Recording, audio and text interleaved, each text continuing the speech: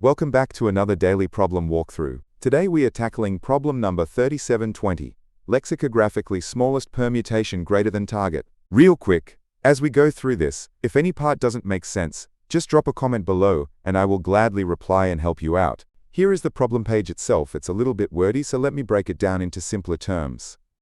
We are handed two strings of the exact same length, an initial string we'll call S, and a target string.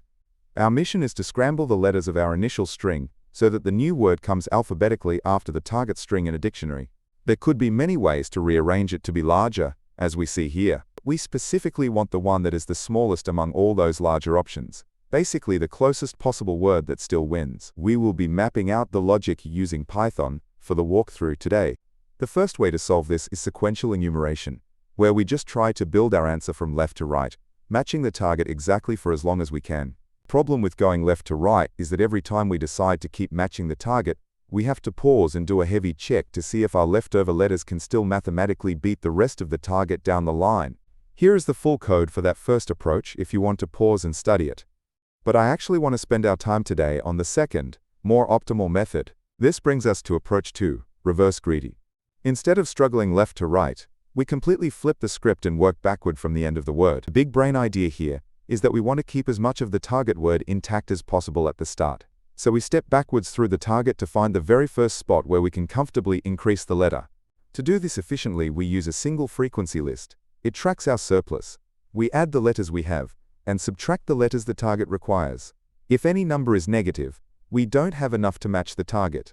Here is the full reverse greedy Python solution. Let's break down exactly what these loops are doing line by line. First, we set up our count list for the 26 letters. We loop through both strings at the same time, adding one for letters we own and subtracting one for letters the target demands. Then we turn the target into a list so we can modify it. We start a loop, starting at the very last letter and moving left. At each step we look at the target's letter and add it back to our count list. We are basically saying, what if we don't try to match this specific letter anymore? Once we add that requirement back, we check our whole count list. If the lowest number in it is less than 0, it means we still don't have enough letters to build the earlier part of the word, so we have to keep moving left and undoing requirements. But, if no counts are negative, our prefix is completely valid. Now we just scan forward through the alphabet to find the smallest letter we own that is strictly greater than the current target letter. We claim it by subtracting 1 from its count and drop it into that position. Finally, because we just placed a larger letter, we already won. To keep the word as small as possible overall, we just take all our remaining unused letters, sort them alphabetically, slap them on the end, and return the final string. Let's visualize this with the word Leet and target code. We start at the end, undoing the requirement for E, then D. Our count list still has negatives for C and O, meaning we can't possibly build the prefix CO. We keep moving left. We undo O, still negative for C. Finally, we hit index 0 and undo C. Now our minimum count is 0. The prefix is empty, which is always valid. We now need a letter larger than C. Looking at our available letters, the smallest one bigger than C is E. We place E at the very beginning.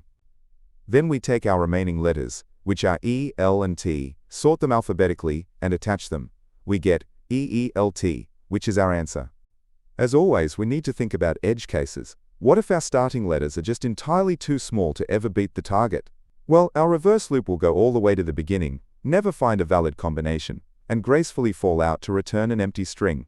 The time complexity is big O of n times the size of our alphabet, because for every letter in the string, we might check up to 26 letters in our count array. Since 26 is a constant, it's very fast. The space complexity is simply big O of the alphabet size, because we only ever store an array of 26 numbers to track our letter counts, no matter how long the input strings are.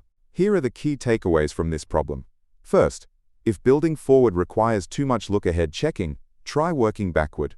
And second, using a single frequency array to track the surplus and deficit between two strings is a super clean way to manage inventory.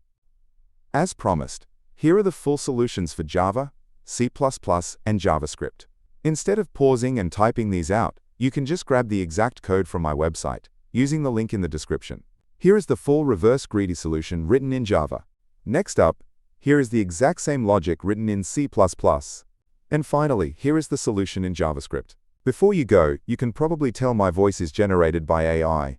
I use it to make these study guides instantly when the daily problem drops. I've tweaked the visual format of these videos recently, so please leave a comment letting me know if this style is easier to follow.